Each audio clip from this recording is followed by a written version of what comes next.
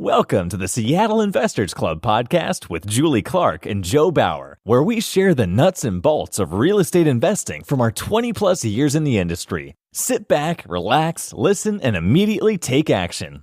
Are you ready? Here we go. Welcome to the Nuts and Bolts of Real Estate Investing podcast. My name is Joe Bauer, and I'm here with my co-host, Julie Clark. Julie, how are you doing today? Joe, I am feeling really good today. I am feeling the Christmas spirit, the holiday Christmas spirit. Yes.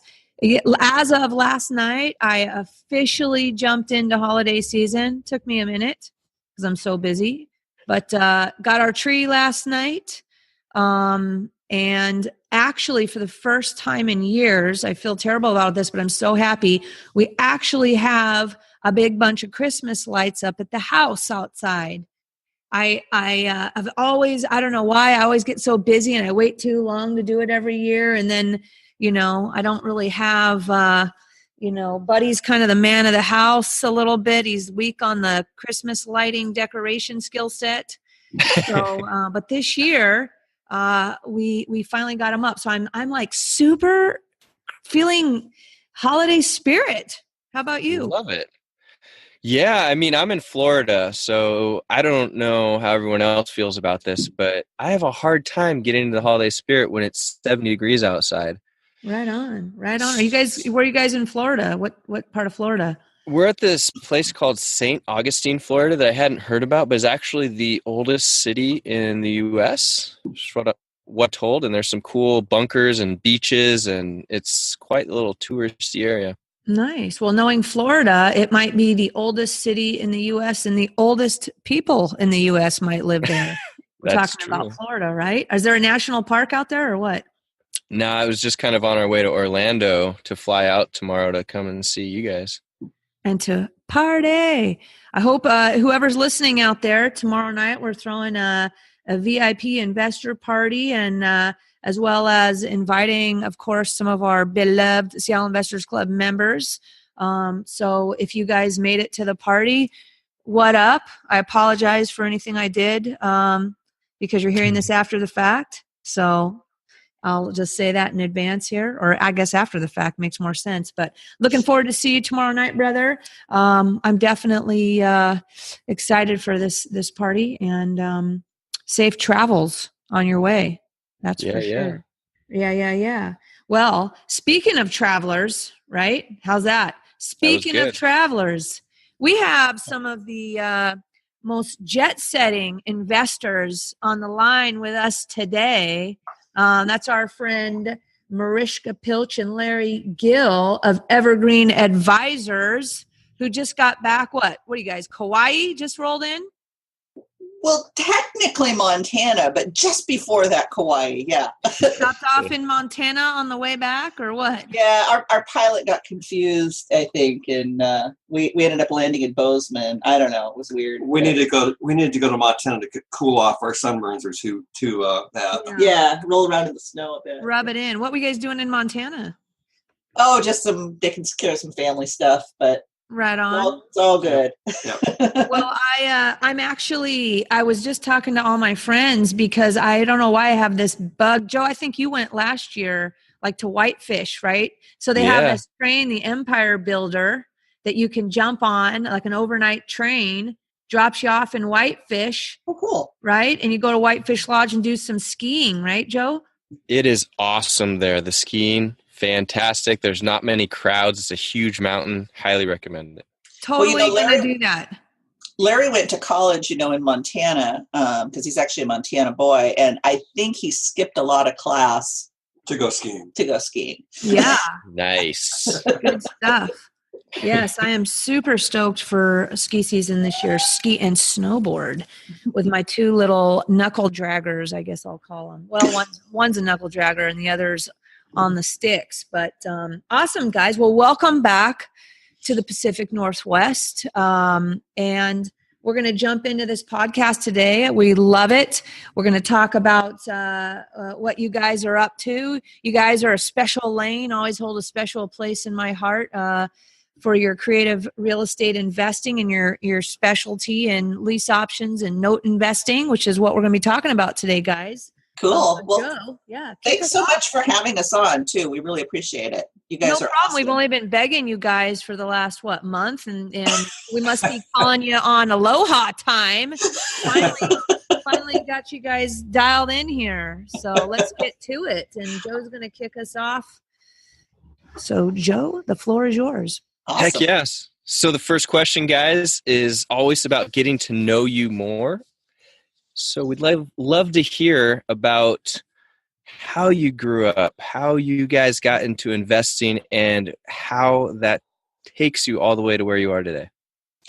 Well, I'm going to go ahead and just kind of break in there for 1 second, and I'm going to let Marishka do the talking because, I really marry it up, and I married Marishka for her money and her brains and everything else, and her beauty and so on.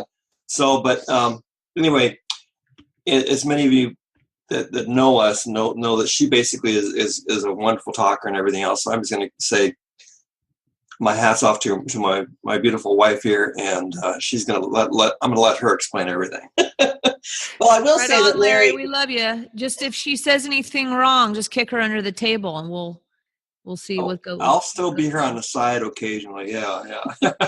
I'll be watching my P's and Q's. Yeah. Well, Larry sometimes jokes that I drug him kicking and screaming to his first real estate investor meeting, which was, I don't know, probably 15 years ago.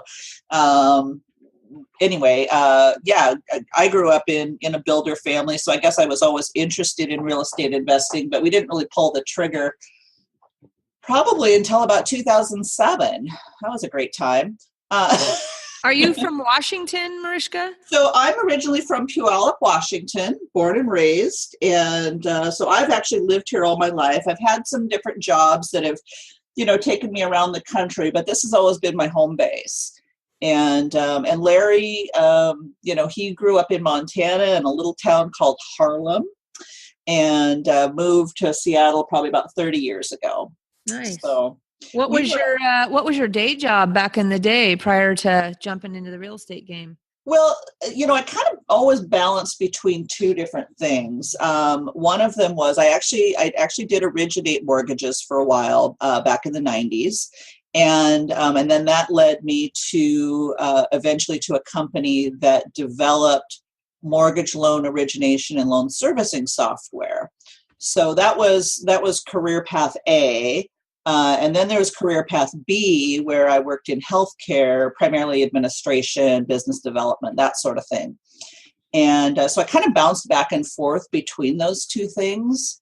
And it was during the most recent healthcare administration iteration that we, got our first rental property and kind of launched into started doing lease options, and eventually decided that, it was time for me to quit my job and do this full time. Nice. Now, what was Larry? Larry's background, wasn't he like in photography, or was that just a hobby? No, actually, Larry had a very successful commercial photography business for about 30 years. He built it from scratch, had a lot of big name clients in the Pacific Northwest. He does very, very little of that now. He just, there's a couple of clients that he just has a lot of loyalty to. And so he still does the odd job for them, here and there. But quite frankly, I got an odd job for Larry.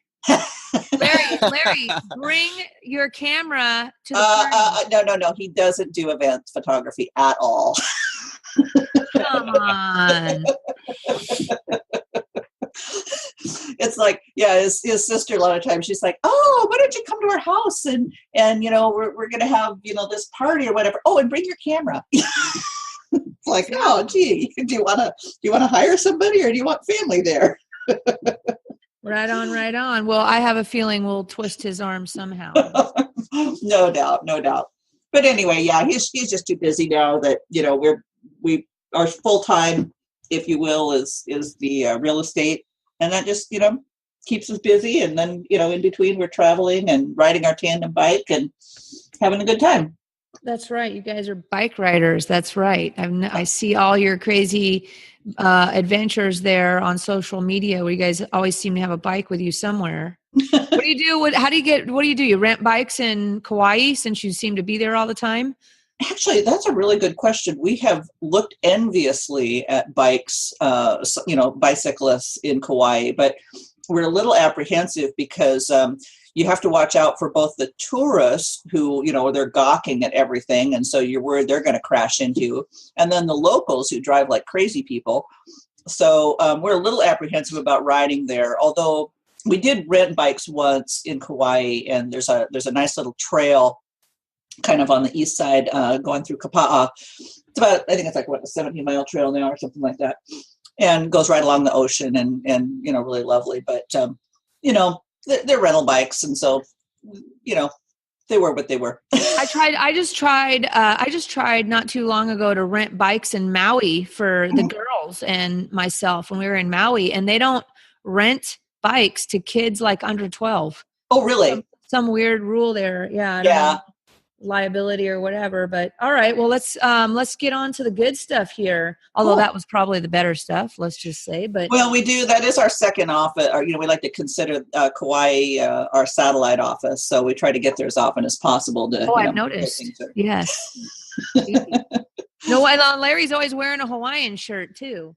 Yes, near and dear to his heart. That's right. Well, right on. Okay. Well, when you're not vacationing and riding bikes, tell the listeners today, what do you guys focus on in your business? Is it lease options and notes, or one more than the other? Or give us the update there. Yeah, no, and that's an interesting question because, the strategy might change a little bit from time to time, but one thing remains constant, and that is cash flow.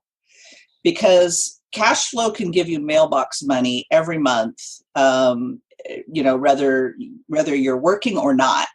And so whether we achieve cash flow through a lease option or we achieve cash flow through holding a note or creating a note, that's really our focus. If cash flow isn't part of the equation, we're probably not going to be interested in it. You know what's awesome about what you just said? I don't think I've ever heard anybody answer the question kind of in the way that you did. When I say, what do you focus on in your business? People might say, I focus on flipping, or I focus on burr, or I focus on this or that.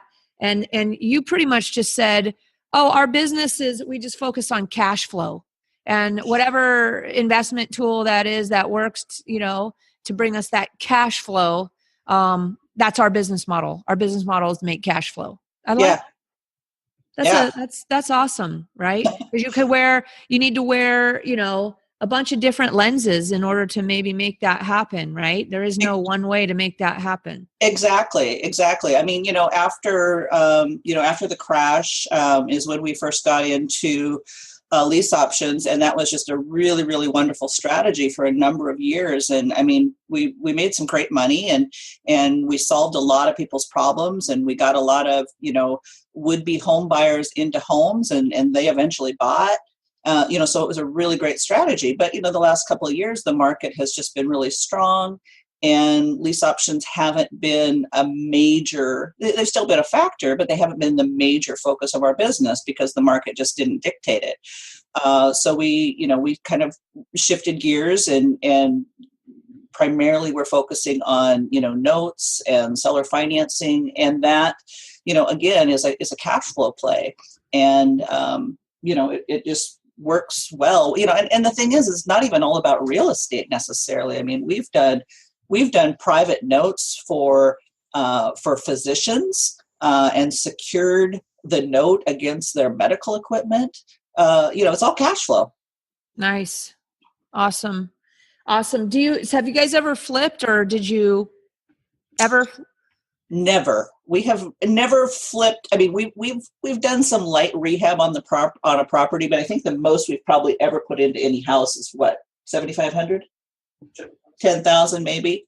But that was not on a property that we planned to flip necessarily. It was just, we recognized that, hey, if we put some money into a property, we're going to, command a higher monthly payment for it, and ultimately a higher sales price if we end up selling it. So, so it's kind of a burr, if you will, but we've never gone into the flipping thing because for us, that's a lot of work. It is. Yeah, it is. I flip with a partner now.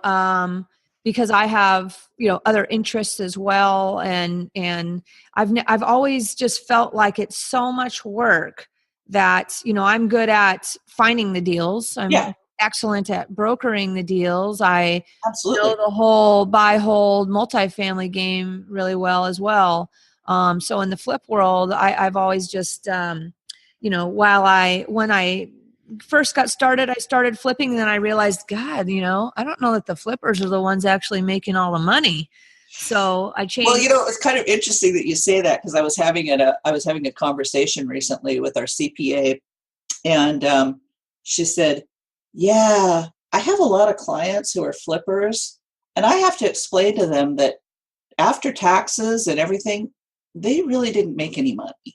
Yeah, I mean the tax stuff when it comes to just the ordinary income associated with just brokerage and flipping. I like though using it as a tool, like being opportunistic to just pile up money to then invest in Absolutely, passive and cash flow properties. It's basically an ends, means to an end. It's a cash influx. So you need cash to invest, so you got to keep your cash machine running. So you can then invest, in better properties that are more maybe been passive investing, of course, and then better tax scenarios for yourself. So let me ask you, getting back to you guys, what do you guys have? Do you like doing one type of?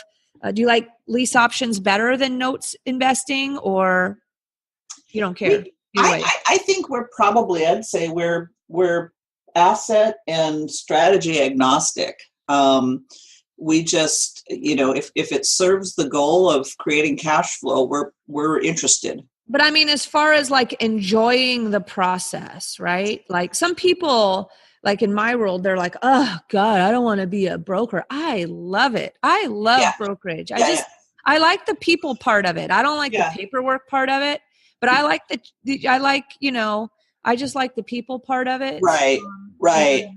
Well, I mean, I think anytime we can, you mentioned the people part, and I think, certainly with the lease options, you're having a lot more face-to-face discussion with, probably a seller of a property and or a tenant buyer, a prospective buyer of the property who's going to rent it for a while, and, solving their problems and everything. But, not everybody's going to be a good fit. And so, that there's that. And the paperwork, sometimes can be a little tedious when you're, doing a note, buying a note, creating a note. But you have to do paperwork, and you have to have good paperwork for, for a lease option too. So is the lease option paperwork versus the note paperwork, is one more tedious than the other? I almost think that the note stuff would be easier. Well, it depends. If you're creating your own note, you know what you have, right? And so, so that's very clean. And you can, you might have an attorney who you worked with who, helped you create your paperwork, maybe the first time, and then you just kind of recycled it going forward.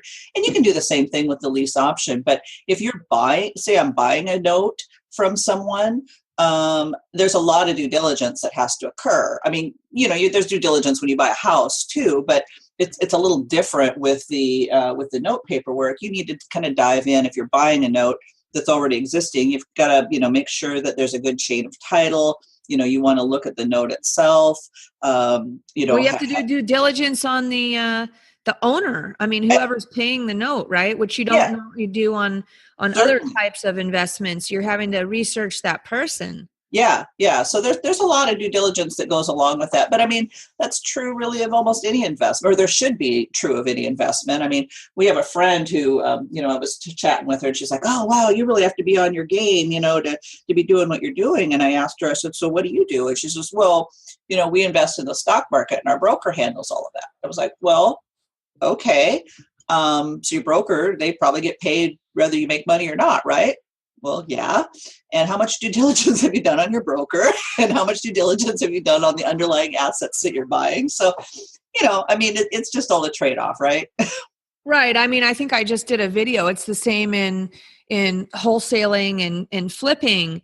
I was trying to tell people, whether you're the wholesaler selling or you're the investor buying, doing business with who is such a crucial, part of the process for success, and to get away from problems. I like I said, I see all these posts and deals being sold or I guess I'll say marketed through Facebook threads and social media, which in itself, by itself, is a problem because they're not done correctly and legally. Exactly. On the second hand, buying, a property off somebody, selling a property as a wholesaler to somebody that you don't even know is asking for trouble.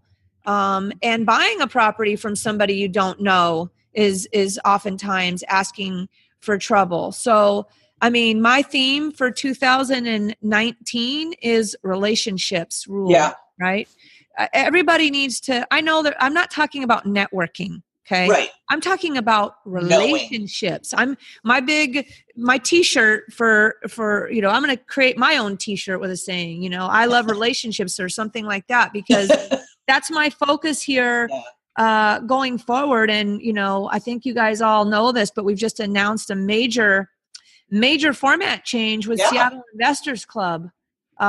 We are still going to be having 12 meetings a year, but they're going to be condensed into quarterly meetings, maybe with 3 sessions, but kind of a bigger event day instead of doing monthly meetings. And then we're going back to the old school relationship building, and we're adding some awesome new stuff on for the Seattle Investors Club members, which is free local coaching. Roundtable, smaller group, twice a week, a north location, a south location. And I'm so excited to just get back to really being able to get to know people rather than being in a room with 50 or 100 people. I can do that because there's so many meetups now. I can go do that somewhere else. That is so true. And I was, on the one hand, when I saw that announcement, I was like, oh, that's kind of sad. But on the other hand, it's like, you know what? That really makes it much sense, because it's so everybody's still willing to come and talk. And it really, there isn't like something that taken away. And actually a massive, who gives free coaching? Right.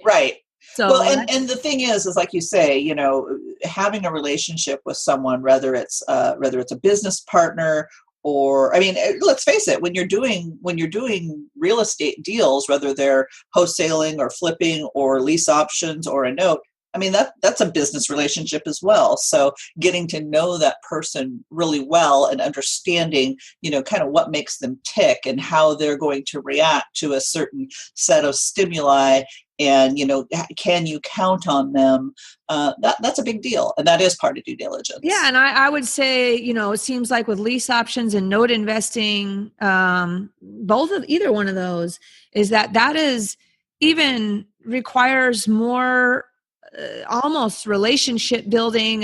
That's you really got to dig into people's wants, needs, and situations more so than maybe, buying off a wholesaler or whatever, like we said. So which investment strategy between the two, we talked about which one you like better. I don't know if I got the answer just from the pure joy standpoint, because I piped in and we got sidetracked there for a minute. What do you like? Which one do you like better? You got to pick one. Oh gosh.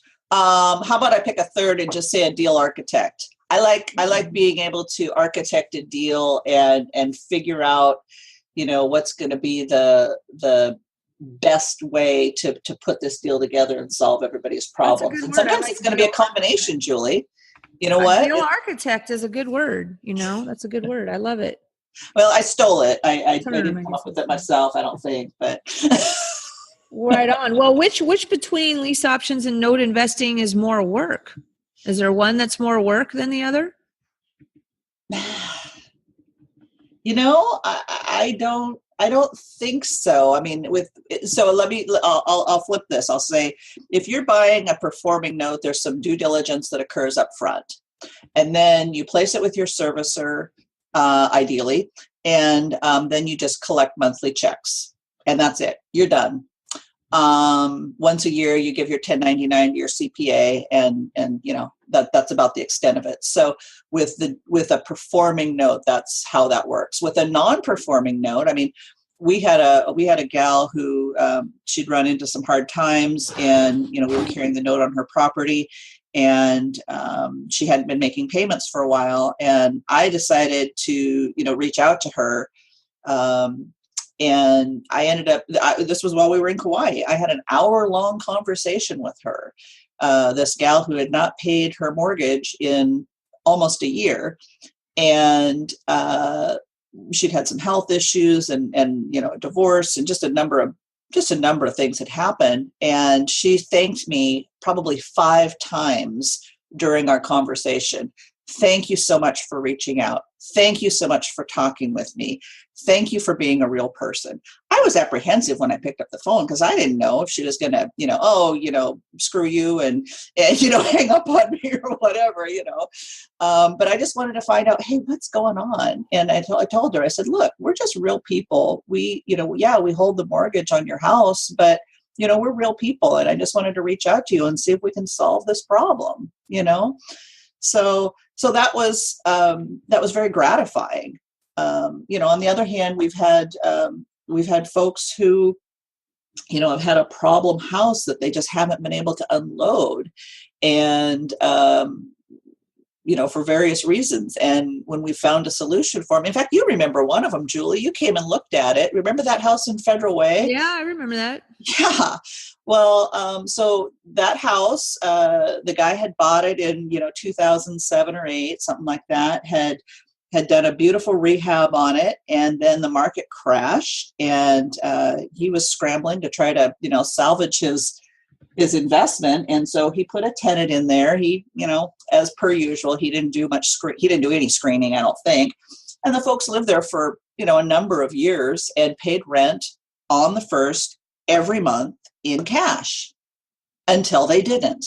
They called him one day and said, we're out of here. Keys are on the table. And, you looked at it, that place was a dump. And there was no equity. I remember you said, and I checked with a couple of other people too, who I trust, and they were like, yeah, the numbers just don't work here. It had just been trashed. And we ended up solving the problem. We found a guy who actually he wasn't a flipper, but he was a remodeler, a rehabber for consumers. And so he actually had the skills, had never owned his own home, and had lived in that same neighborhood for 17 years as a renter. And he wanted to keep his kids in the same school district. Good story. Yeah. Yeah. And he's like, I can fix this house up. And we're like, okay. And, we didn't make a lot of money on that at first, but we solved the problem. We ended up taking that over as doing a sandwich lease option on it. Originally, we didn't start out that way. We just put the deal together for the seller. And then he said, I really want you to just take it over. And after a number of years, this guy proved himself as far as being a timely payer. He did a beautiful job on the rehab, by the way. The house looks great. And, the market appreciation hasn't hurt either. But he pays on the first every month. And we recently just bought the home because his option is expired. And we're like, you know what? He's going to be a great renter for as long as he wants. He doesn't ever have to move as far as we're concerned. And you guys were in a sandwich situation at that point? At that point, we were in a sandwich situation. And then we ended up buying the house and, with a ton of equity, built it. Now, if this guy ever gets it together and wants to buy, we'll sell it to him. But I just don't know that he will. And that's because your option price was better. Was a good price and was better. And that's actually very interesting, guys. So you might, and you have found such a good tenant that it makes sense for you to just convert it to a traditional rental. Yeah, exactly. Awesome. Yeah. What a great way, if you're listening, to add to your arsenal as a way to test. It's almost like a test drive, Burr. Oh my goodness, yes. Holy smokes, guys. That is sweet. Did you guys hear what we just said? Lease options are like a test drive to Burr. If that makes any sense. And maybe I need to think about it further, but it shows. Well, the thing you have to be prepared for is if they have the capacity to buy, if you're actually doing a lease option and they have the capacity and the desire to buy, you do have to be okay with selling it. Right. So, that's the caveat there. You're not going to keep it as a long-term rental if they decide they're going to buy. And we've had a number of people who have decided that they're going to buy. But you know what? That's okay, because we make a nice little profit at the end because of how we've structured the deal up front. Well, it's just a matter of putting it on the radar. Yeah. Right. I've heard, other investors use the word lens. Which lens do you have on? Our friend Thatch, I heard him recently say that, using that term lens. And that's a perfect word, because you could be wearing the lens of a lease option investor. Sure. Okay. And never put the lens on as a burr buy and hold, or it's not even burr. It's just, it's a conversion to a traditional rental. You might never have that lens on because you're so focused on this is a lease option. Right. And not being aware of the scenario presenting itself, but it might be a good time to convert and just buy it. Right. And that's really true. And I think when we first got started doing lease options, we didn't really recognize how powerful they were. We were very happy collecting an option consideration, and we were very happy collecting a rent spread. But as these options started to mature, we started seeing big windfalls coming in, either from people buying, or, we could just sell. Or we could keep the property, as a rental. So there's a lot of, it gives you a lot of flexibility. I don't know why I never thought about converting until we just said this, converting a lease option to my own rental later. If I was because you don't hang out with me enough. We're always drinking too much when we're hanging out. That's the thing, right? That's the thing. God dang it. I gotta sober up here. That's fantastic, Marishka. I love it. That's really cool. That's very interesting way. You could literally, people who are interested in cash flow and burr investing. I mean, guys, listen to this. This is putting another, lens on that you might not be realizing is available to you. Because if it doesn't work at first for you to buy it on the burr, you could structure, if it's possible, to get in there as a lease option and wait it out. Who knows, right? Cash flow. Let me ask you, how long is your typical? Do you try and always go for a certain term on the option? Well, if I'm doing a sandwich lease option, I try to get as long a term as I can. Typically, what's the longest term you've ever gotten, or what's the average term that you guys usually get? I would say the average term is probably about 3 years. Huge. We like to go 5 if we can. Sometimes and just backing up, because I'm so excited now. I mean, the longer the better, right? Because now you've got yourself set up to a potential conversion to a rental. If the longer you go, probably the better that scenario plays out, because you're going to get to walk in the equity, right? Yeah. Now you have to be, I guess, as the sandwichy, the person in the middle, you may not need to care as much, but we typically don't go beyond 5 years, because on the seller's end, as far as the IRS is concerned, if you go beyond 5 years, then it's considered an installment sale, and we just don't want to put them in that position. But we'll go to 5 years, but we just don't go beyond that. And so when we get to that 5-year point, if we still have the property, we ask them, hey, what do you want to do? Well, if the house still hasn't sold and they've been okay with it being a lease option for 5 years, 9 times out of 10, they're going to say, you know what, I don't want to have anything more to do with it. You just keep taking care of it. And so then we say, well, we might need to figure out a different way to structure this. And then we go from there. Awesome. So let me ask you, when the seller collects the option fee, what's the taxable thing on that? How does that work for them? So I try to keep the option fee to our seller to a minimum. We have paid as much as $5,000, but that's unusual. We usually have it be considerably less. But the option, my understanding, now I'm not an accountant, but my understanding is how the option fee works is it is not it is not counted as income until the option is either exercised or expires. We'll follow up on that with our friend Mark Canton. Yeah, that's according to my CPA. That's how it works. So the option fee that is paid to the seller, you're collecting an option fee. I'm collecting an option fee too. So it's different. You don't own the property, so I don't even own the property. So it's straight up ordinary income for you. No, it is not. I have an it? investment in the property. It is not ordinary income until the house is until the option is exercised or expires. It's the same treatment. What? I know. Holy smokes. We're going to have another podcast on this, and we need to talk about that more because it's probably above my head. We don't want to give anybody any advice here. We need a CPA on I do not want to give anybody any advice. Who should we get on there? I mean, is that your buddy John Heyer, or is that somebody else locally that we could have on? We'll talk about that offline. Yeah, we can talk somebody about that's that. A lease option familiar CPA. We're going to be hooking you guys up with. Mic drop.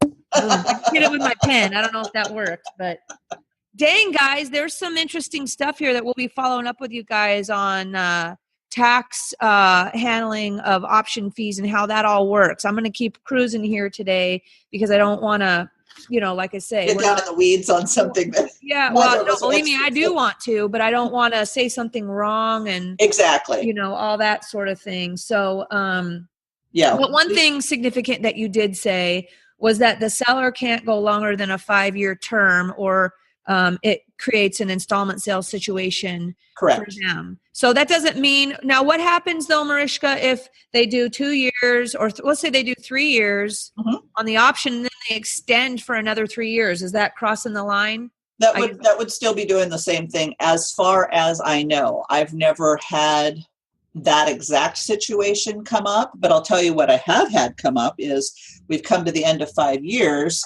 and then we've converted it to a subject to, or we've done a wrap, or we've bought the property, or we've put it into a trust. I mean, so there's a number of different exits that you can do at that point. Oh my God, so exciting! I love it. That is awesome stuff right there. The bottom line is it really comes down to just solving people's problems too. And like Marishka was saying earlier, it's like, and you were saying too, it's about relationships, and so we get a lot of enjoyment out of to solve these problems. And actually, we're working on a deal right now, which should be closing soon. Where basically a house that we're selling, we started out as a lease option. Long story short, they want to buy the house. They qualify to buy the house, but not quite the full amount. So we are selling the house to them on a reduced price, and then we're going to be taking a second from the other half, who's the not the non-married, or not just the other buyer, but he's not on the loan. So, and they're not married. That's a great question. Actually, that just transitions well into my next question. Do lease options and note investing collide on the same deal? Yeah. That's what you just described. Yeah. And before I forget about it, I want to say something significant. So let's say your buyer, let's say you're in a lease option and your tenant buyer is going to close and they're going to exercise and close, right? Yeah. And, like you said, maybe they don't qualify fully yet, but they come close. Maybe they're short by $50,000 or something like that. Mm-hmm. If it was one buyer or a couple, whatever, on the loan together, would that first lien lender allow you to take a second, or does that have, like you have it set up where on this particular one you just mentioned, one buyer was on the loan and then your second is with the second buyer not on the loan? What will the first lien lender allow that second, or no? So in the way we did it on this one we're working on right now, that is allowed, because the buyer or the borrower for the second is not on the loan for the first. Now, if they were married, that would be that could be problematic, and they of course wouldn't allow the first borrower, if they're only qualified to pay X amount, they're not going to allow them to have a second. So it's going to be kind of on a case-by-case basis. This particular situation worked out because this couple is not married. They both wanted to be on the deed, but she was the only one who could qualify on the first. Now, he has income, and he's contributing to the household, but it just worked out that way that we were able to structure it this way on this deal. Right. So typically, guys, what we're saying is that if it was just a single person or a couple that exercised their option to purchase the home, and let's say they were buying it for $600 and they only qualified on the loan at that point for $550. But deal's a deal. They have a contract. They're supposed to exercise at $600. Let me ask you, I don't know if, do you think that some people, I don't know, I like to play by the rules, so I'm not suggesting anybody do this, okay? Right. But I'm just talking here. Right. I'm a rule follower, but just bringing it up, it made me say, can you take back that second and then just not record it unless you had to for some reason? Yeah, I suppose theoretically you could. There's always a risk if you don't record. Something else could slide in there in front of you. Obviously, well, if they start not paying you, then right, I guess you can record it. But in the meantime, let's think about it. If you're talking about what's recorded on title, okay, you've got your first mortgage loan, right? Something, and then you've got this unrecorded second. Well, there's nothing on the paperwork that says it's a second. There's nothing that allows it to be a second except the date of recordation. So if something else comes in, let's say they decided to take out a HELOC. Oh, well, guess who's in third now? Yeah, you don't want to do that. I think I got too excited there for yeah. So it's probably is that a scenario that doesn't come up often then in regards to it probably doesn't come up often. Okay. I think it would be on a real case-by-case basis, but something to be aware of though. Again, if it's not on your radar, you're not going to see it. One of my favorite quotes is from Louis Pasteur, and it says, "Chance favors the prepared mind." There you go. Now think about that. So if you're prepared, if you're thinking about it, suddenly you see opportunity everywhere. Whereas if you're only focused on one little channel, you're going to miss all kinds of opportunity. Right. We're coming back to having multiple lenses that you can see through. So lease options and note investing can collide in in circumstances that present themselves under the right lens, but otherwise maybe not so much. Yeah, so another example of a note, which we talk about sometimes, is let's just say we're offering a property on a lease option, and we want a $15,000 option consideration. And let's say that the prospective buyer who's going to rent the house for a period of time, we call them a tenant buyer. Okay, technically there's no such thing, but let's just call them that for these purposes. Let's just say they only have $8,000.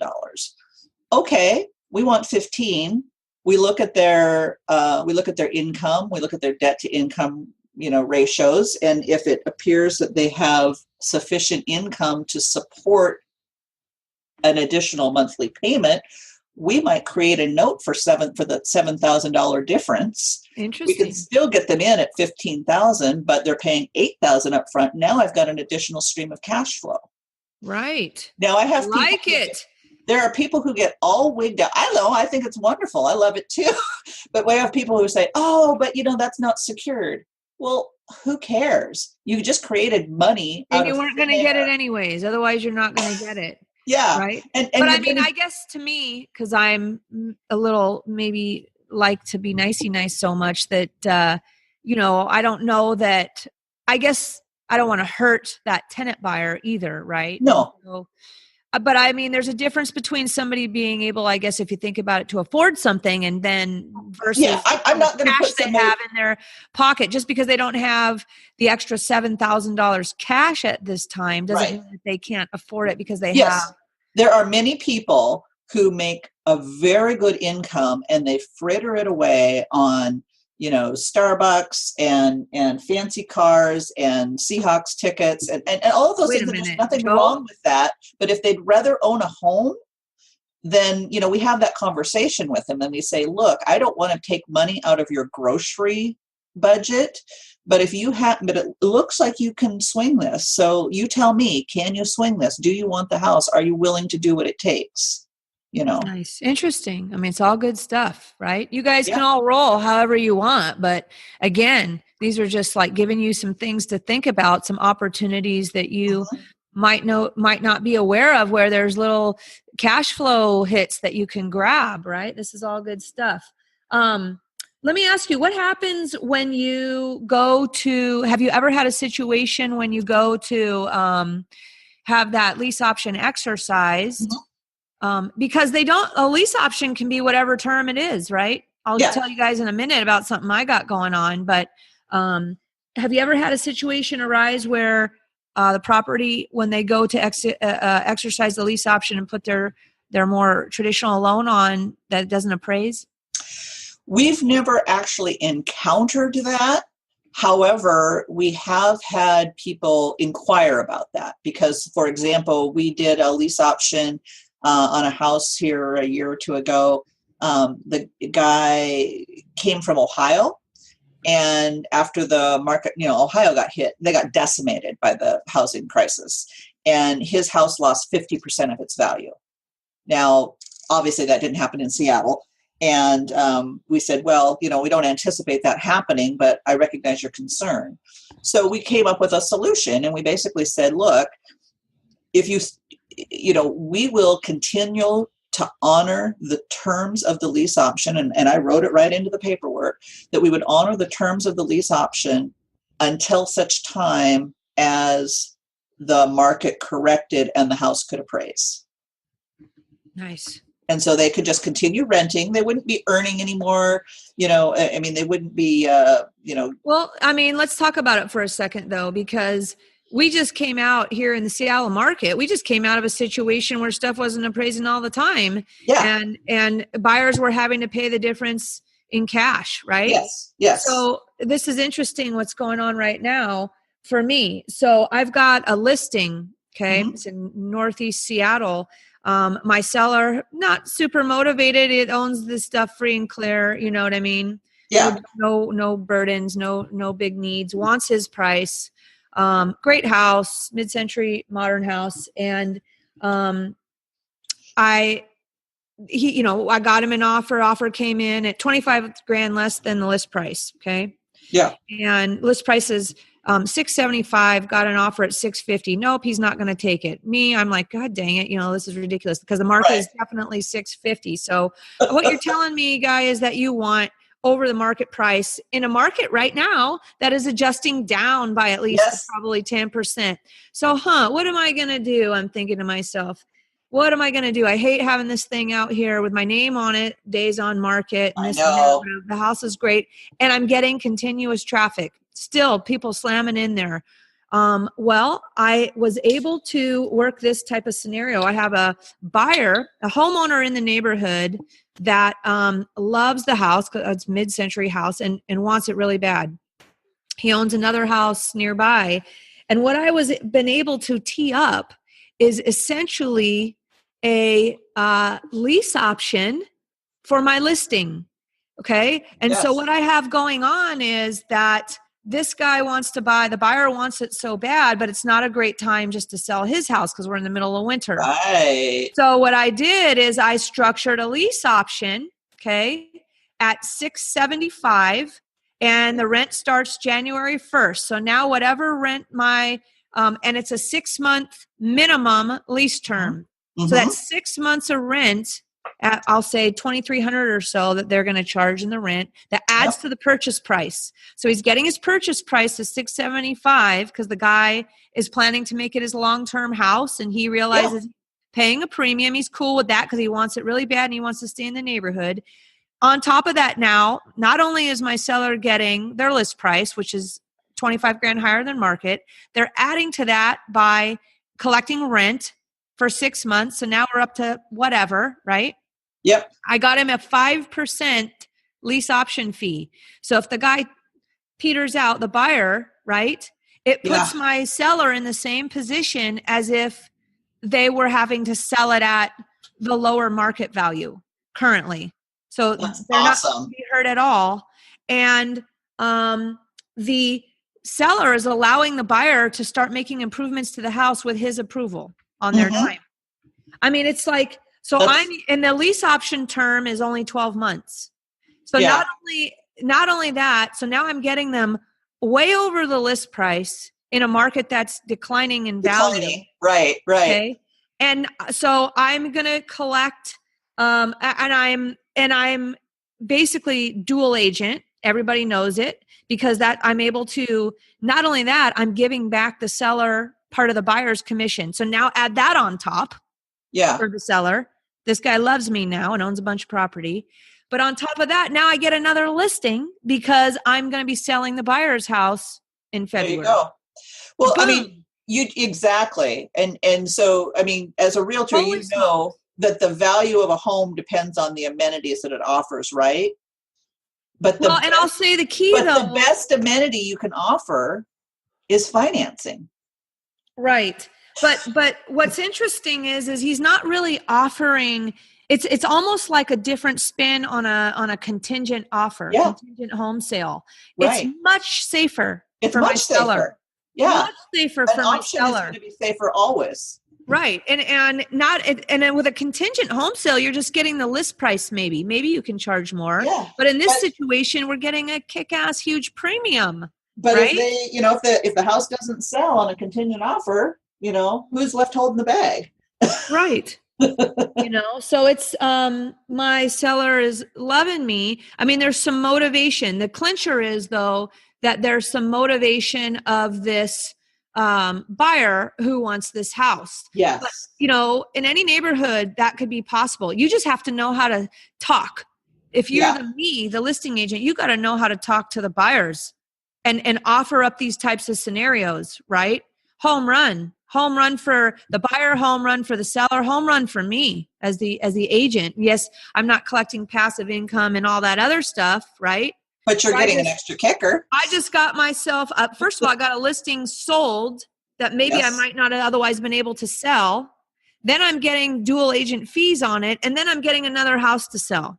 Yeah. So, it's not passive, but it adds to my stockpile of cash so I can go do some passive investing. It's just badass. And it's all because of the lease option strategy. Just for you brokers out there listening, if you want to talk more about it, come meet me on a Tuesday or a Thursday between 12 and 2 at our new format, which is opportunity to sit down with me twice a week. I'm here, open book for you guys. That's going to be, I'll just say it again, that's going to be, we're about to send out an email on the exact locations, but the Tuesday location will be down by South Center and the Thursday location will be out by Northgate. So look for that email, everybody, if you're listening. But if you're out of state and you're listening, because we do obviously love, hey, all you guys that are out of state listening to us, not only in Oregon, but even out in the Midwest, we have some listeners, and that's super awesome. You guys contact me anytime, Julie@SeattleInvestorsClub.com, and I got your back. Hey guys, Joe here. I just want to take this super quick break from the action to let you know something that we have really cool to offer you guys. As you know, marketing is the lifeblood of our real estate business, and Julie and I spend a ton of money sending out postcards and letters to people all around the Seattle area. We've partnered up with YellowLetters.com to get you guys 10% off all of your marketing needs at Yellow Letters. All you have to do is go to YellowLetters.com, and when you check out, use the code Seattle Investors Club, and you'll get 10% off any of your marketing needs at YellowLetters.com. You can send postcards, letters, whatever it may be that YellowLetters.com has, so that you can keep your marketing engine running for a little less money. So go to YellowLetters.com, use the code Seattle Investors Club with no spaces, and get your marketing going today. All right, let's get back to the action. So let's keep on trucking here. Can you give us an example of just maybe a traditional lease option? What's the difference between a lease option and a lease purchase? So, okay, those terms are used often very interchangeably, and many people use the term lease option, lease purchase, rent to own, and they all mean the same thing. Now, technically, there are some technical differences, but it all comes down to the paperwork. So with a lease option, the seller is obligated to sell if the buyer exercises their option, but the buyer has the option, but not the obligation to buy the home, right? Or lease option, yes. And for that, they pay an option consideration that is non-refundable. It's just like a stock option. So with a lease purchase, if we're talking the technical term, a lease purchase basically means I am guaranteeing that I'm going to purchase this home, but in the meantime, I'm going to lease it. And there's no option fee then? There could be an option fee there as well.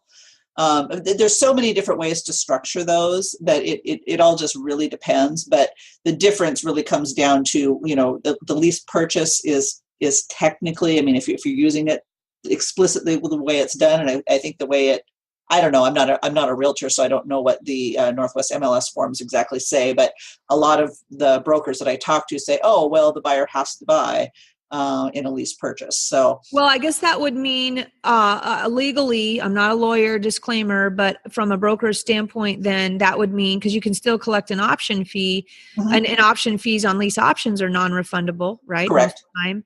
So I think what it comes down to is the default, what happens if there's a default. Right. And that's where the difference comes in. Right. And if you're not collecting an option fee or some sort of a fee to put that deal together, and then it does fall apart, there's really no recourse, right? Yeah. It'd be like earnest money, Right. You know what I just thought of though, guys, as we continue to talk on, we didn't talk about what happens if it doesn't appraise.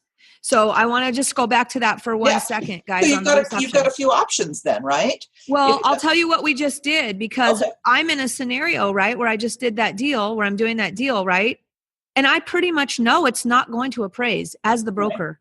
Right. I mean, I'm pretty sure it won't, unless by the time April rolls around, the market ticks back up, which could happen, or let's say by whenever they exercise, it might. But if it doesn't, what I've done, you guys who are listening, is I've created basically an appraisal forecast schedule. And because I don't want the buyer to be hurt. Now, the seller's winning huge, but we don't want the buyer to be hurt if it doesn't appraise, because we're all in a win-win-win-win for everybody. We've created, as part of the contract in the beginning, a appraisal forecast schedule where the buyer and seller has agreed, if it appraises for this, this happens. If it appraises for this, this happens. A schedule. So we know in advance who's paying what. The seller will give some concessions, just like if on a regular sale it didn't appraise, who's paying the gap, right? Sure. We've created that right now on the lease option in an effort not to hurt the buyer who's losing their option fee if they don't exercise and paying all this rent while they still own their other house, right? So that's how, just backing up a little bit, guys, sorry to put a bow and period on the end of that one. That's how I'm handling it, and it seems to be going over very well. That's exactly right. I mean, and that's similar to what, we had done with the deal we were talking about, is you say, okay, what could happen? And if that happens, what do we want to see happen? And then you just come up with a win-win solution. And if that means, creating a schedule, we've had, acceleration clauses and various things, just, depending on the situation and the buyers and the seller's needs. Yep. Excellent. Well, let's go back to our question. Are you able to just run us through a standard lease option, and then how that differs from like a standard sandwich lease option, just for the comparison? Just go with the basics. When you say a standard lease option, that's something that we might call either a cooperative lease option or a wholesale lease option, where we're just in and out, right? Sure, yes. Okay. So let's just say, Julie, you have a house, and for whatever reason, you're not selling it right now. It's a $300,000 house that you're not really thinking about.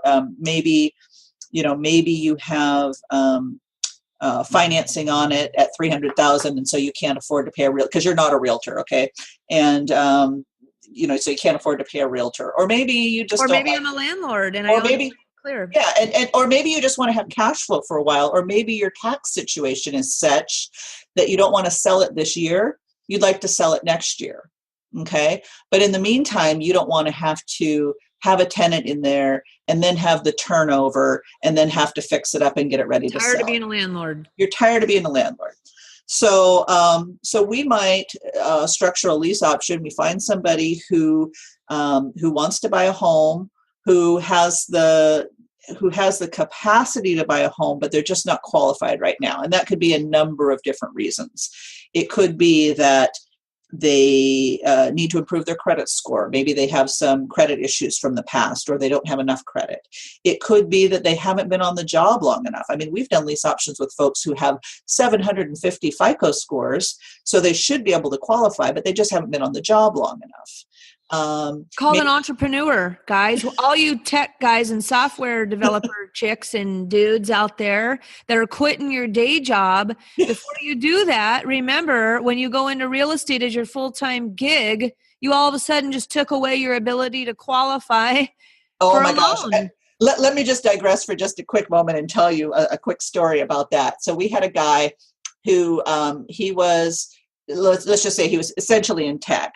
And he lease optioned a house from us, and he paid a pretty hefty option consideration. He paid about $30,000 for his option consideration, and he looked, pretty good. He had really solid income, super solid income, and he had, his debt to income ratio was fine. His credit wasn't bad. He had a couple of small collections from way back when that he just needed to pay off. And I said, you need to pay these off, right? And he goes, yeah, I know. And I said, okay, great. So a year comes up, and I reach out to him and I say, hey, let's get you in with a mortgage lender. Let's get the ball rolling so that we can get your loan going. And he's like, yeah, great. I'm really excited. I just love the house and I really want to buy it. And he goes, oh, and I have great news. I quit my job. I started my own company. And I said, you what? And he goes, right. Yeah. I said, you're still working at your old company, right? He goes, no, I quit to start the new one. And I was like, you can't buy now, right? He goes, what do you mean? I said, no bank is going to loan to you. Not for 2 years. So we extended the term on that one and, changed the terms and everything. But Jeez, right? Yeah, I think that's what, like I said, a hot topic for me is like to talk about people understanding from the start which Yes. borrowing lane they're in. If you're on a team, you guys, one of you needs to keep your day job so you guys can continue to borrow money until you've established yourself as a proven, real estate investor, and you can transition over your borrowing power. Very, very, very, very. If you don't take anything away from this other than that today, that's a major nugget for you guys. So, okay, so we're back to getting back. Yeah. So most of the time these are good people who just have fallen through the traditional mortgage lending cracks, and they just need a little time, and sometimes it's even people who maybe are just new to the area and they're just not certain that they want to buy. But if they do, they don't want to have to move again. So in general, good people who are almost there, right? So we'll put the deal together, collect the option consideration, or maybe, in some situations we might share it like you're doing with the homeowner, the seller. And then basically we work in cooperation with the seller.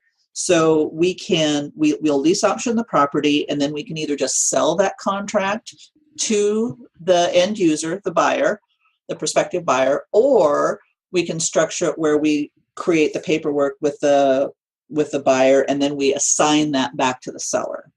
So there's a couple of different ways we can do that. But basically we're just collecting a fee, and then the seller takes over and collects the rent from the prospective buyer / renter, and then eventually. And how is that? How do you avoid being called a broker? Because I have an interest in the property. I have paper on it, and so I have a contract with the seller, and then we have a contract with the buyer. Okay, clear enough. Right on. Yeah. And so the difference on that is we're just making a fee up front, and that's it. In a sandwich lease option, we're Are you able to get 50-50 splits with the seller on that situation, or how are you able to? Usually we take 100%, but in some situations we'll do 50-50. So when you take 100% of the option fee, right?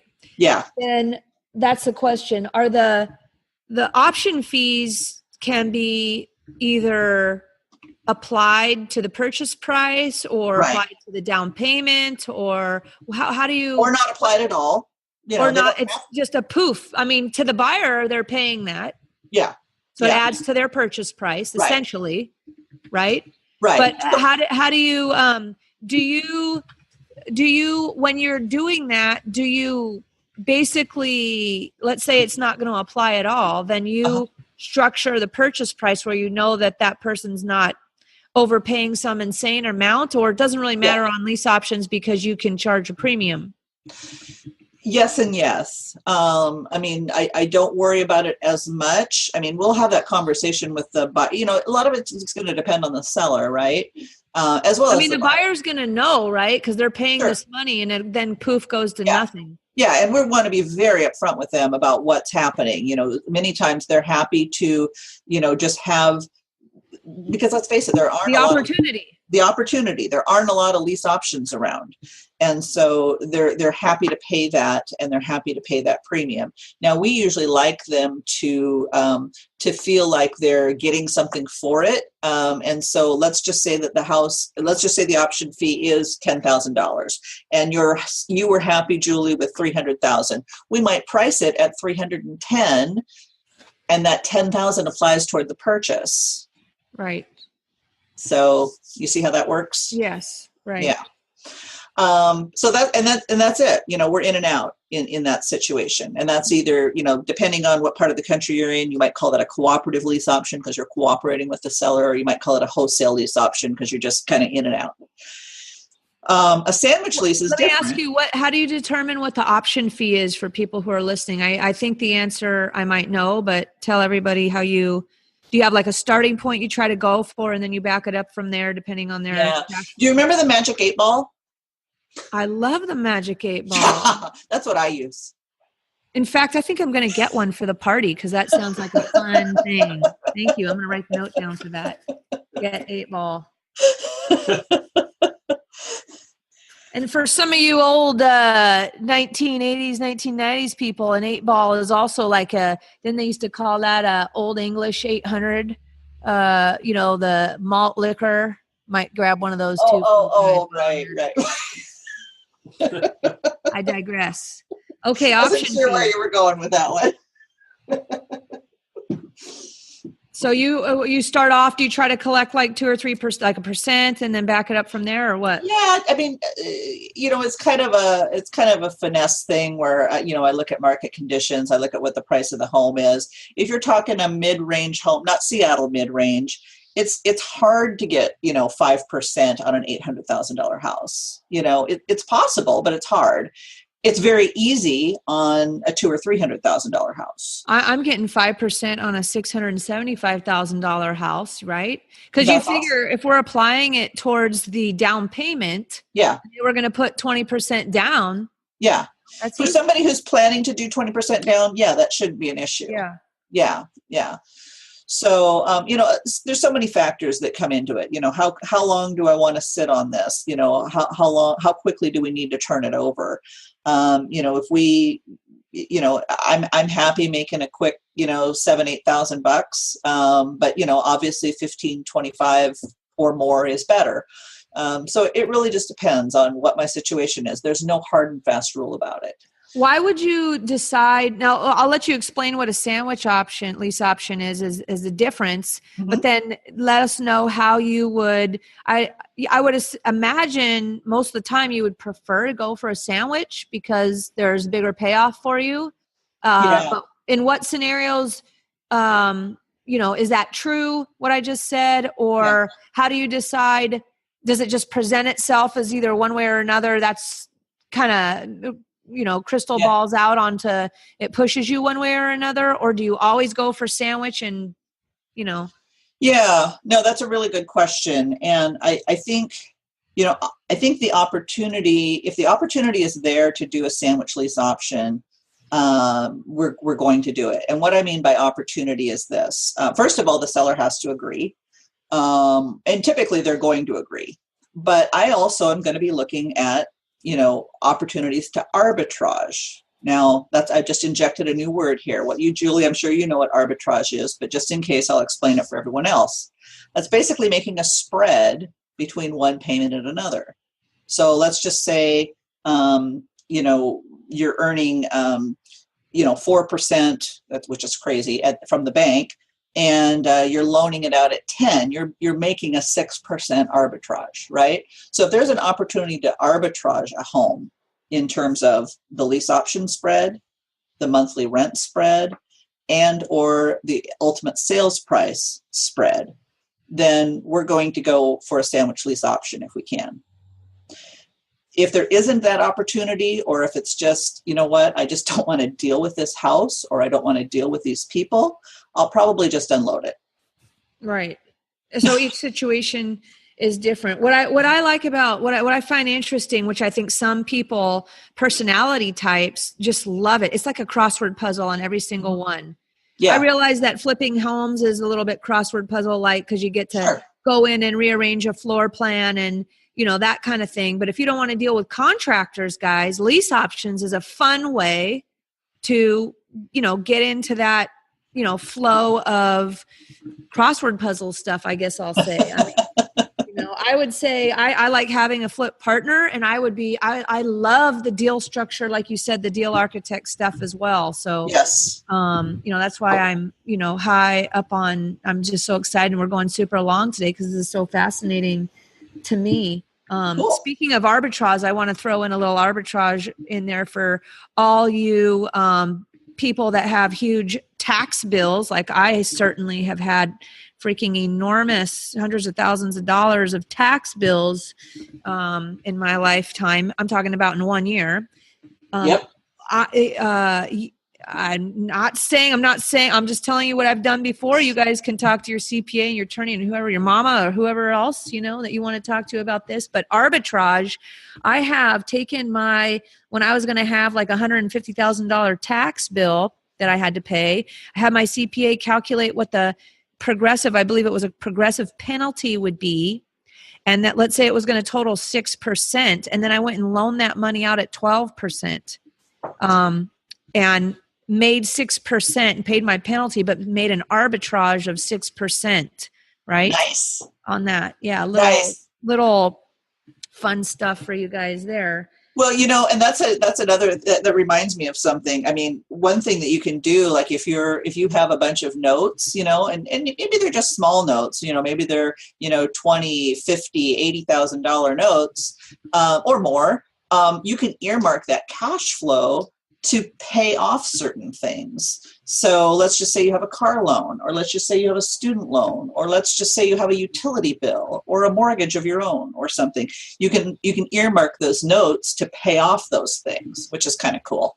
Yeah, totally. Yeah. And another thing too, speaking of cash flow, and I'm sure you probably do this, but a lot of people like to invest with, maybe they convert their self-directed IRA convert their IRA to a self-directed IRA, and then you can buy a note or create a note or put a property into that and, create cash flow off of that as well. I have a new idea for a podcast that we're going to do round 2, and it's going to be creative cash flow investing other than investing in apartments, right? Like just you're making me think of all these crazy ideas that we need to like spell it out. We're kind of all over the place today because I'm so excited but there's just so many holiday juice here. And that's what I mean. It's so exciting. We're asset agnostic, Yeah, I like that. That could be your t-shirt. Asset agnostic, there's all these people out there, like Thatch has his fuck how or grinding a line. Yours could be asset agnostic. I can't even say it. It's a good one. Right on. That'd be a good party thing, is everybody come up with their, anyways, I digress again. Well, we're going long here. Did we, I'm so excited. I can't remember. Did we tell everybody what a sandwich lease option is, or did we not hadn't do got that? to that part yet. Okay, do it. Yeah. So a sandwich lease option is where you just ride in the middle between two nice little lease options and you're the tasty insides of the sandwich. So what I mean is this, you lease option a property from a seller. And so you agree on the price in terms of the sales price, the monthly payment, and you pay them an option consideration. And so you are now, the optionee in this agreement. Now you go out and you have an interest in this property, so you can now market it, and you are looking for a new optionee, and they are going to option the property from you. So you collect an option consideration, you collect the monthly rent, and you list a sales price. Now, in a perfect world, well, this is how I would do it, is I would be making arbitrage on each one of those points. And I might also throw a note in there just to, create additional cash flow. So, let's just say your price is, $350,000, but you're going to sell it to an end buyer for $425,000. And your monthly payment is $1,400 a month, but your tenant is going to pay you $1,700 a month. And you might have given the seller from whom you're lease optioning $1,000, but you're collecting 10 or 15 from your tenant buyer. On the option fee. On the option fee. So in each case, you're creating spread, you're creating arbitrage, and you're responsible to the seller for those payments, but you're collecting them from the tenant as well and making a spread. Spectacularly fun. Let me ask you real quick, what is the legal stuff that needs to be done on lease options? Like, you have to do a credit check on the tenant buyer? Do you need to qualify them on a mortgage and see how much they're short and then put them with a credit specialist? Do you have to do any of that stuff? Yeah, so that that's good. We've always done that just because we think it's the right thing to do. And there's a lot of debate right now in this post Dodd-Frank era of what you need to do and what you have to do. My understanding is that lease options are not particularly spelled out in any of the Dodd-Frank legislation. However, it could fall under that purview. So I think it's just good business sense and also just doing the right thing of. That's more of it, guys. Do the right thing. Do the right thing. We are a do the right thing, play by the rules type of group. I mean, there are no cowboys that hang in my crowd. It's not even, and it's not even playing by the rules. It's just doing the right thing. I mean, do you want somebody, we've turned people down because they seemed like really nice people, but they had hundreds of thousands of dollars in debt, and they'd recently written a bad check to the pizza guy. It showed up as a collection on their credit report. Well, if somebody's writing a bad check to the pizza guy a couple weeks ago, do you think they're going to be paying their monthly payment? No. Right. Are they ever going to get a loan? No. But do you actually, so you run their credit, right? I do. Do you run them? When do you get them pre-qualified for the loan? Later, or what's this RMLO? Is that who runs the credit? So an RMLO is required if you're doing seller financing. So I personally, but not with a lease option. But a lease option, my understanding, again, talk with your attorney because every attorney is going to have a different take on this. This is where the gray area comes in. This is where the gray area comes in, right? So, some people say, a lease option is seller financing. I don't think it is. But, I'm not an attorney and I've never been sued. Partly because we do the right thing. We treat people right. How could it be considered seller financing? I don't know, but some wacko judge, and depending on how your paperwork is structured. Well, that goes down to the question of, are you crediting part of the rent towards the purchase price? Is that something you try to avoid? I do try to avoid that now. We didn't used to. Because of the gray area. Because of the gray area. There's you still guys ways catching that?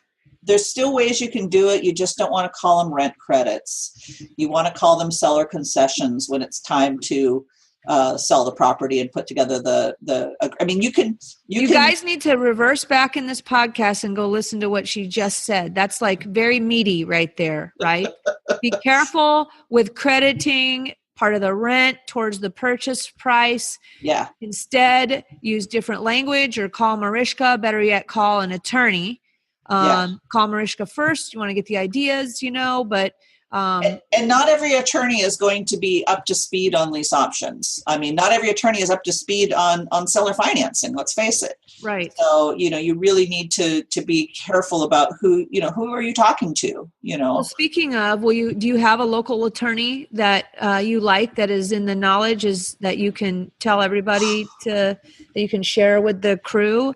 I mean, again, the amount of people that are probably going to route and do this is minimal, even though we hope you guys all run. I mean, we use different attorneys for different things. And so again, we first, started doing our lease options, back in, way before, Barney Frank and Chris Dodd, decided to change the face of. So you guys are dialed on that. I mean, does Clint Coons, does he know about this sort of stuff? So I believe so. I mean, they didn't necessarily advise us. We do use Anderson Business Advisors and Clint Coons for various things. They didn't necessarily advise us on how to structure our lease options, but I believe they are familiar with them. Okay. And would give, good advice. There's a few other attorneys. I have not worked with him directly, but actually Clint referred me to a guy in Gig Harbor. His name's John Burley.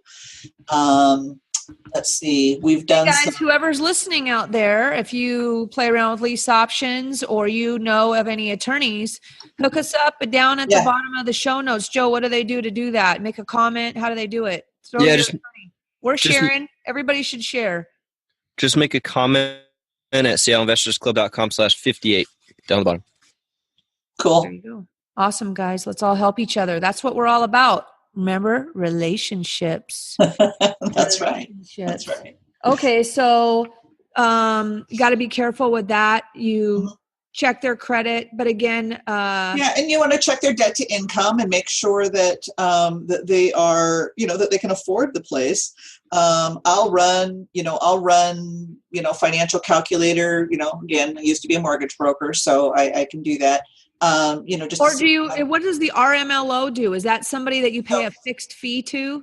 So again, with a lease option, it's a little bit different than seller financing. I always recommend and highly encourage prospective, tenant buyers to hook up with a mortgage broker, and I will refer them to somebody if they need it. But they can really go to anybody and say, find out what you're going to need to do in order to buy. Now, let's face it, if they can qualify today, they're not going to get pre-qualified, because if they could qualify today, they would buy today. And sometimes that happens. I'll look at somebody's credit and I'll say, you know what, you should go talk to a mortgage broker because you could probably buy this house right now. Right. But most of the time they're going to need a plan. So they want to hook up with a mortgage broker to get a plan in place, to pay off debt, to reduce their debt to income ratio, to pay off collections, to save for a down payment if that's what they need to do, to improve their credit score if that's what they need to do. And then you also hook up with a mortgage servicer. Well, with a lease option, I actually have we actually service those ourselves. We use a platform called Buildium, which is for property management, and that's what we use for our lease options. Now, with our notes, when we do seller financing, a little bit different rules apply, and you can service them yourself. You just need to be very up to speed on all the rules, and it's just more than we like to do. They're so cheap to pay for a professional servicer. So we set those up with a loan servicing company. When you're in a sandwich lease option in particular, you're going to want to make sure, of course, that seller, underlying seller, pays their damn mortgage. Absolutely. Yeah. How do you do that? How do you control that? Yeah. Well, ideally, our favorite way to do it is to say, look, we're just going to pay the mortgage ourselves. We'll just pay it directly for you, and that way you don't have to hassle with it. So that's our favorite way to do it. What does that mean? What does that look like? That means that they give me their bank information, a statement of, say from Wells Fargo, and it has their account information, and I set it up on my automatic bill pay, and every month I pay their mortgage. Okay. And it doesn't matter that it comes from you, of course. No, the bank doesn't care. You don't notify the bank. You don't Yeah. tell them anything. I usually what I'll do is I also will have an authorization from the seller to speak to their mortgage company, to speak with their insurance company, to all the things that we might need to, if we might need to talk to their HOA or the utilities or anything like that. So we have authorization so that we can do all that, and that we'll be notified of any changes or missed payments or anything like that. You just brought up an interesting point. What's that? Yeah. Insurance. Yeah. How does that work with a sandwich? Yeah. So with the the seller will retain insurance because they still own the home. They're going to be changing it, if they were living in the home before, from a homeowner's policy to a landlord policy. So there's the insurance on that end. And then we require that, you don't have to, but I highly recommend it. We require that our tenants have renter's insurance, and then we carry an umbrella policy. Okay. Got it. Good stuff. This is so awesome, guys. I could go on forever. Anything else on the legal, kind of the legally, like insurance or checking this and that, or, as far as your checklist goes, when you get a new sandwich lease option or lease option deal, you're going to, get their credit checked, make sure that the seller is paying their bills, set up your, auto payments with their lender, insurance stuff. Anything else? Yeah, I mean, I do the full meal deal as far as screening my buyers as well. We'll read a title report, do a prelim to make sure that what liens are on the property and all of that. And if I'm not directly paying the mortgage, then I will require that we. You can set it up with a servicer, by the way. I mean, that is an option as well if you don't want to deal with it. But we will, require that they periodically send us a statement so that we can just, look at it and see how things are going. And then with the buyers, we will also, just do their full, credit and background check. I want to see their background as well. And I want to see, have they been evicted and all of that other stuff. So we do the, employment checks, employment verification and all of that. Wow. Such good stuff. Do you, how about premiums? Do you charge I know that lease option rents and lease option sale prices, you can charge premiums for. Do you have kind of a we're going to, how do you determine what the premium is? It really is just market based. We do comps like everybody else. We look and see what houses are selling for. We look and see what houses are renting for. And then we might just kind of test the waters. I mean, if we're not getting a good response on a lease option property within a week, we know that it's not priced properly. But I mean, if your lease option is a 3-year term, and, they could exercise at any time during that Correct. term. Correct. So, I mean, obviously, the closer you are, the shorter your term, the closer you are to current market value for their option price, right? Correct. But you can sort of justify. You can certainly add a premium for the luxury of having this lease option. And you can also account for local market appreciation to some extent. Ultimately, we want it to be a win for everybody. Have you ever done a structure where if you exercise in year 1, it's this price. If you exercise in year 2, it's this price? Yep. That's Absolutely. the way I would do it. Yeah, absolutely. Right. And then you have appraisal forecast schedule that if it didn't appraise, you could have an agreed upon, who covers the spread thing. That's probably the way I would want to do it there. Yeah, absolutely. I think that, that makes a lot of sense. When we were first doing them, again, back in, 2008, 9, 10, the market was pretty flat. And so we were typically doing, 2, sometimes maybe 3-year terms for the buyer. As the market got hotter and hotter, we started limiting our terms to 1 year, just so that they wouldn't get out of control. And if somebody needed more time, then we'd certainly do that, that structured strike price that you mentioned, Yeah. Right. Now, how do you guys get your deals currently? Same way we've always done. Certainly we're known a little bit more now, and so we do get more deals from referrals. But we just look for people who are looking to buy, or who are tired of, looking for people who are wanting to sell, and maybe they just can't go the traditional route, or they don't want to go to the traditional route. And we also look for people who are tired landlords. Those are our two biggest selling groups. So freaking awesome, guys. I'm looking. Are you guys constantly marketing for tenant buyers, and how do you do that? We used to, but the reality, and so we've got a large list of folks who sign up on our buyers list, right? And we have a website, evergreenleaseoption.com, where people can sign up for to be on our buyers list and be notified when we have new properties available. But most of the time, when we have a house and we advertise it, we're going to get a new crop of people coming in. I gotcha. So your deals that you have when you market it just comes in probably droves to add to your buyer list. Yeah, absolutely. Now, it still does happen, and this has happened on a number of occasions, where somebody who signed up on our buyers list 2-3 years ago, and they're still on our buyers list, they might come around now, and maybe it just didn't work out for them back then. Maybe they needed to work on their credit a little bit, or whatever. And then 2-3 years later, we have a house. They get notified and they say, "Oh, that's the house I want. I'm ready to go." Right. So that's happened. I always feel like I want to give you crap, Marishka, about getting your license so you can take advantage of the Home Partners stuff.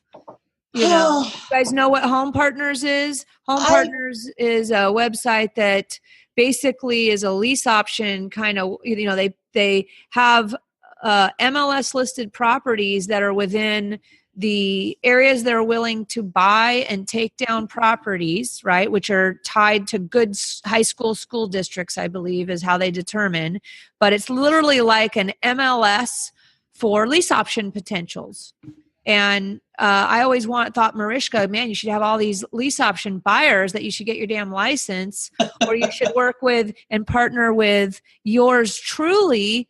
We're just always so busy and drinking every time we see each other. We never get through all your conversations. And, we should find a way to work with each other on that sort of thing. Or anybody who's listening, let's talk. If you guys follow my flow on that, I have some really good strategy ideas between investors and brokers like myself on that kind of thing. So what kind of rum do you like, Julie? What kind of rum? Yeah. Whatever you're bringing will work for me, Larry. Whatever you want. People are going to think that's all we do is drink, and that's just not true. But last question: you guys do lease optioning out of state, or is there an ideal price point that you find? It seems like it could really work at any price point, but it can really work with any price point. But in my view, the best risk reward price point is probably under the FHA maximum, wherever that may be. So, that varies from county to county, from state to state. And why is that? Because most of the time, especially if you're talking sandwich lease option, if I'm responsible, if I'm doing a sandwich lease option and I have an underlying payment of, let's say, 5 bills a month, that's great as long as I've got a tenant buyer in place. But if that tenant buyer can't exercise and something happens in their life and they need to move on, I'm still responsible to that seller to pay those 5 bills a month. Now, if I'm talking thousands of dollars, right? So, but if I'm only having to pay, $2,000 or less, it's a lot easier for me to stomach that. It's like, okay, I can have the house vacant. So you're limiting your liability. I'm limiting my liability. Vacant. Yeah. Plus, right. You want your market rents to match up, right? Exactly. Yeah. The market rents, ideally, you want your market rents to match up. So when you start getting into these $1 million houses, it's just harder for it to make sense. Now, have we done $1 million plus properties? Sure, we have. Well, how about doing just the wholesale lease option? Yeah, and that's typically what we'll do in that scenario is we'll just do a wholesale. And we've done that a few times, but it just makes more sense. You can make, which would you rather have, 5 $200 bills every month or $1,000 bill every month? Well, guess what? What's interesting is I heard somebody recently do, I think it was Thatch, did a survey on, okay, guys, if you could do less deals and make $200,000 per deal, or you could do 10 deals to make that $200,000. Which one would you choose? And crazy enough, people chose all through the 10 because I don't think I can find deals where I make the one spread at 200. Yeah. Well, they're harder to find. And and as Thatch said, shout out to Thatch Wynn. If you guys all know who Thatch is locally here and some nationally, I'm sure some of you might even know, but he says it comes down to your mindset. How many lenses do you even own the lens? Do you, that you can look through to see what's in front of you with the potential deals and the structures? That's just a big takeaway today, guys, is that hopefully today you guys have added to your collection of lenses that you can wear on these deals. Even if you were doing lease options already, there's some good stuff. I'm going to re-listen to this thing. Me and Buddy, we're going to be re-listening to this thing over and over. So if you guys like this podcast today and you feel that you learned something new or even one nugget that might be able to add to your cash flow game, because that's what we're talking about here, make sure to give us a shout out. And of course, we'd love a 5-star review from all our friends. But we've gone way long today.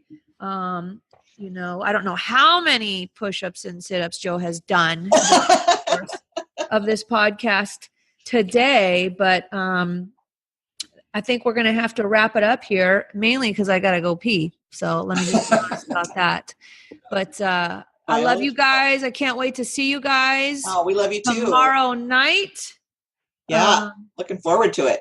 And Thank you. if you guys missed out on the party, it's because you're not opening the emails that Joe is sending you. You never know when there's going to be something exciting in one of those emails. So you should start opening those. I thank you for those that do, but we love you guys. Relationships are number one for 2019 and beyond. I can't wait to get to know all you guys a little bit more. And for my friends, Larry and Marishka, we'll keep on keeping on and see you guys soon. And Joe, Marishka, where can people reach you if they want to talk to you about a deal they have? And, I'm sure you're open to helping and partnering some instances with people on deals. Where can they reach you guys? What's the details on that? Yeah. So evergreensuccess.com is our main website. And from that, you can, there's a contact us page that's got all of our contact information. You can just, shoot us a question, just from that site. But you can also kind of drop down to other sites about notes and about lease options and other things. So evergreensuccess.com is probably the best way to find us. Are you guys still doing your meetup? You guys were doing a meetup for a while. Are you guys retired that? You travel too much. We took a hiatus for a while, but we are thinking of starting up again after the first of the year, but again with a little bit different format.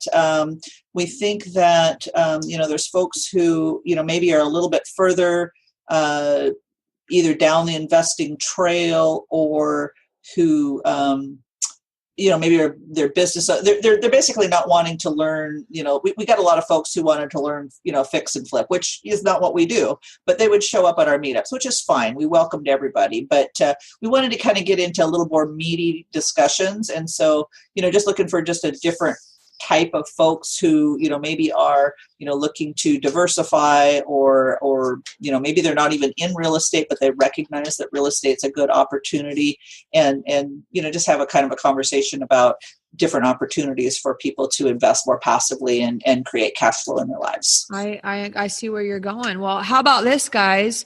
We are going to have Larry and Marishka. I'm sure I will be able to twist their arm to join us at one of our weekly, either Tuesday or Thursday roundtables. That'd be awesome. That are going to be from 12 to 2 every week. You know, like I said, Northgate area and South Center location. And we will give you guys a shout out when we know that they are going to be there. So if you have some lease option questions, we can get together and I maybe it'll be a small group. Maybe it'll be bigger than I think. I don't know. I don't know that I care. I just want to hang out with you guys. But we'll give you a shout out. When I know I have some special guests attending, we'll have Joe shout it out to you guys as well. But you'll have to open those emails. You know what I'm saying? Or we'll do some videos. We like videos. But thank you. And speaking of emails, the best email is actually info@evergreensuccess.com. That'll come to both Marishka and I. Excellent. All right, guys. Joe, all these details are going to be in the show notes and all the goodness. Where can they find all this stuff? So many good details on this one today, guys. The show notes are at seattleinvestorsclub.com/59. That's seattleinvestorsclub.com/59. And like Julie said, we love reviews. And if you give us a review, let us know, because there might be some interesting thing that we will give back to you. Yeah. Boom. All right, guys. Happy holidays. I don't know when this one drops. Happy New Year is probably more appropriate at this point. So look forward to getting to know you guys more in 2019, and over and out. Thank you. Thanks so much. Thank you. Take care. See you guys. Bye.